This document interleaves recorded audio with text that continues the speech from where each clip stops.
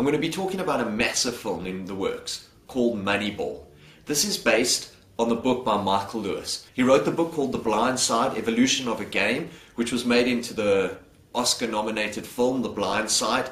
He wrote wonderful books, a lot to do with economics. Liar's Poker, a great book I read called The New Thing, which is awesome. In Moneyball, Brad Pitt will be playing Billy Beane, who's a former Major League Baseball player and the current general manager and minority owner of the Oakland Athletics. So Moneyball's been written around fact and real events and real characters. Jonah Hill's going to play Paul de Podesta. And the news now is that Seymour Hoffman and Robin Wright could possibly star also in this film.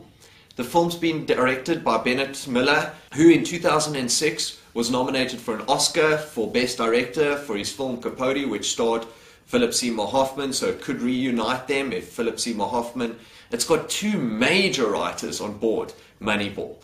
Steve Zaillian, writer of Gangs of New York, American Gangster, Hannibal, Mission Impossible, Schindler's List, as well as Aaron Sorkin, whose recent film he's just written, The Social Network, which is due out at the end of the year, being directed by David Fincher. He wrote Charlie Wilson's War, A Few Good Men, and he's the writer and creator of The West Wing. So Aaron Sorkin, Steve Zaillian, Brad Pitt, Jonah Hill, possibly Seymour Hoffman, possibly Robin Wright, and the director Bennett in Michael Lewis's Moneyball. The central premise of Moneyball is set around the fact that the collected wisdom of baseball insiders, including players, managers, coaches, scouts, and the front office, over the past century is subjective and often flawed. Statistics such as stolen bases, runs batted in, and batting average, typically used to gauge players, are relics of 19th century view of the game